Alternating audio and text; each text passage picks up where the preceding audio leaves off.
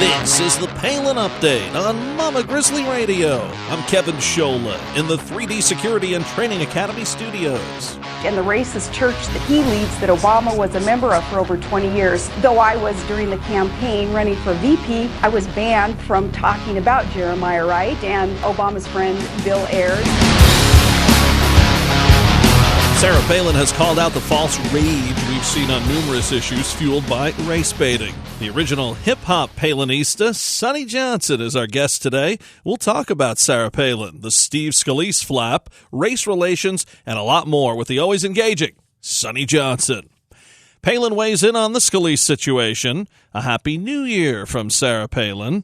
A brand new Commonwealth Common Sense with Susan Stimson is coming up from Virginia. And just ahead, our latest edition of Steel Resolve with Sarah Steelman of Missouri. Welcome to the Palin Update on Mama Grizzly Radio. The Palin Update is sponsored by 3D Security and Training Academy. Learn more at 3dsta.com. She was one of our first guests back in 2011.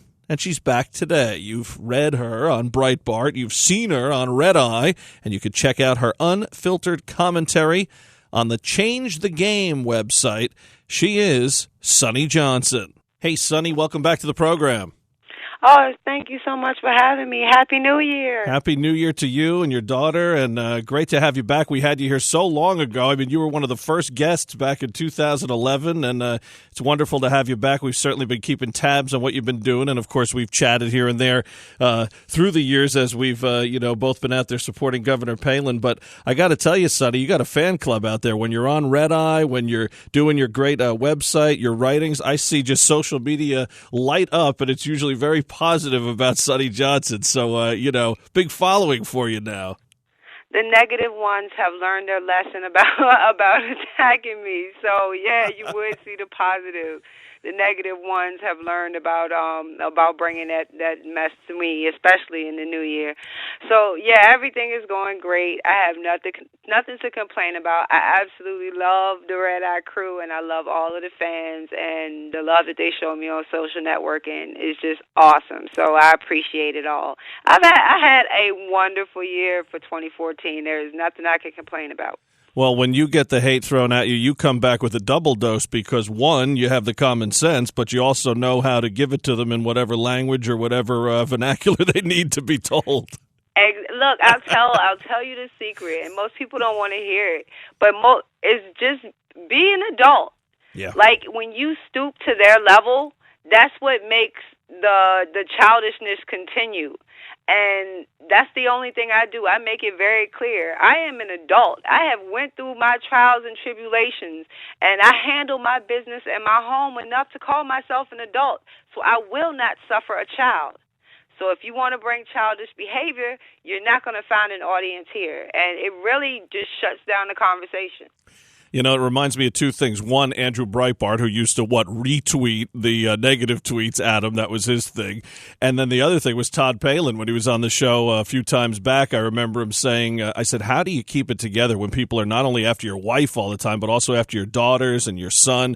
And he just said, you don't get in the mud with these people. And that just stuck with me. And, I don't know that I could do it all the time, but it's a real testament to those of you like yourself, Sonnie, who do that, because I know it's not easy when people push buttons. Oh, no. See, that's the thing. When you see the video of them, yelling in Andrew's face, that could not be me. It's like it would be no way that I could sit there and sanely take people just yelling in my face like I'm going to sit there and take it. But I follow the philosophy. I'm a hip-hop person. So Wale has this line where he says, before I put you in a song, I'll put you in a prayer. Amen. So that's my philosophy I have on Twitter. Before I put you in a tweet, I'll put you in a prayer. And no, I'm not going to retweet you. I'm not going to mention your name. You're not going to get access to my followers. I'm not going to give you any of that. You will be invisible to me. And I'll pray for you and leave it at that. Yeah, I hear you on that. I've been one to just ignore when you get the weird tweets. I'm with you there. So a lot going on. Unfortunately, a lot of it has to do with race again. We're in January now, Martin Luther King Day coming up in a few weeks, and here we are again with people being judged not on character, but on color and on other issues. And one thing that stands out right now is the Steve Scalise situation, the congressman from Louisiana, found out to have spoken to a Klan group a while back, a David Duke-backed organization, and not many conservatives. Well, I should say not many Republicans calling him out. They're backing him, but you see Sarah Palin is calling him out on it and comparing it to the relationships that Barack Obama has had over the years with Jeremiah Wright and Bill Ayers, and how she attempted to call him out on those. So what do you make of the Scalise flap and the fact that it was a long time ago, but I mean, this is the KKK we're talking about, not only the biggest racists, but the original gun grabbers? I think that, focusing on this it misses the point of what's bubbling in the black community right now. The black community is not upset about a congressman, that's not even representative of them. There is a legitimate anger boiling in the black community, and as long as we act like it does not exist, and I'm not saying right or wrong, whether you think it's fair or not, whatever, the fact is it exists, and we need to make sure we're putting our time in. The progressives are there. They are there. Their voice is loud. Their voice is strong. But I'm willing to guess that about 90% of the black community doesn't want to follow them into a new revolution. But they're not hearing an alternative because we keep on talking about things like Scalise and the KKK. I don't care about the KKK. The progressives are worse for the black community than the KKK ever was. The Planned Parenthood is worse for the black community than the KKK ever was. The Great Society is worse for the black community than the KKK ever was. So we need to put our focus on what is really causing the destruction in the black community and not jump frogging and leapfrogging from each race story that they put out in front of us. That's the purpose of Sharpton. That's why Sharpton exists, that he can jump every time we get to focusing on actually having solutions. He can jump to another race story. And we as conservatives, we jump with him instead of putting our voice into these communities so that we can hear their anger and tell them we have, limited government, free market principle solutions to your anger. What you're missing is capitalism. What you're missing is economic independence.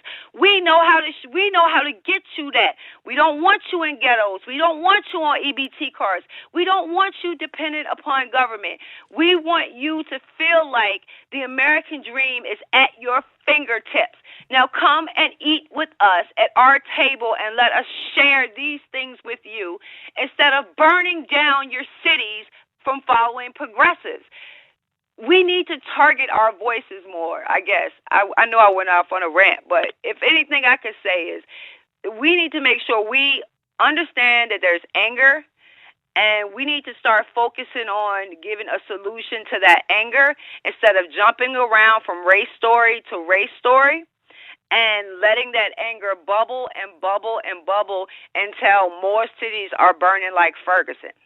See that, Sonnie, we talked off the air. You told me your daughter went in the other room with her laptop to have some silent time, and I said to you, I'll try not to fire you up too much. I failed miserably. You talked about Sharpton. One of his comrades, Bill de Blasio, the mayor of New York City, another police officer, funeral held this past weekend, and some officers again turned their back on Bill de Blasio, saying there's blood on his hands, talking about race baiting. He's been called out along with not only Sharpton, but Obama and Eric Holder. What do you make of this whole situation, not just Ferguson and New York City specifically, but when these cases come up the way that it's handled by the administration and by these high-profile guys who come out and really try to divide? Because we've seen this not just race. We've seen Christian, non-Christian, man, woman, poor, rich, gay, straight. A lot of divide over the last few years. Yeah, well, actually, I believe that the riots are the equivalent of the progressive equivalent to the policy. Okay, there has been no policy pushed that is actually beneficial to the black community. But when you think about the gay community, holders stop pushing DOMA. You think about what they're doing with illegal immigration. So every single aspect of every constituency and the Democratic Party has had policy geared towards them. I'm believing that this is their payback for the black community. Like this is what they want to see. They want to see riots. They want to see stuff burn. So if we can't give you, the black community, policy, we'll give you what you really want underneath it all, and that's to burn this, to burn it down. And it's like that's the reward, because before everything started going on fire, before everything started setting off, Obama gave Sharpton one message. He said, don't back off. Don't let up. It's a reason you don't want him to back off. It's a reason you don't want him to let up. And it has nothing to do with justice. And when it comes to people like de Blasio, New York, I'm sorry, I have no sympathy for New York. You voted for him. He told you he was a communist. He showed you who he was. You voted for him, or you didn't show up and vote. So either way, it is your fault that that man represents the greatest city in the United States of America. It is New Yorkers' fault, and I can't feel that sorry for you. So now policemen could have spoke up a lot more before the election. But they didn't, because the deals were made and the unions were set and they were behind de Blasio. So no, you didn't research him. You didn't take him seriously. And now that he shows you exactly who you are, you want to turn your back on him. And he's been telling you the whole time, and you voted for him. Your union supported him. And I'm like, at some point, we cannot say that this is all the fault of the politicians. If we keep electing these people and putting them in power positions, and we do not check them, and we do not vet them and take them seriously before we put them into elected office, then really the fault is ours, not the politicians that actually try to take advantage of it. Because until we can change how people look at their responsibility to vote, then we will not get these people that are wholly incompetent and unfit to hold public office in power positions, especially positions like mayor of New York or president of the United States of America.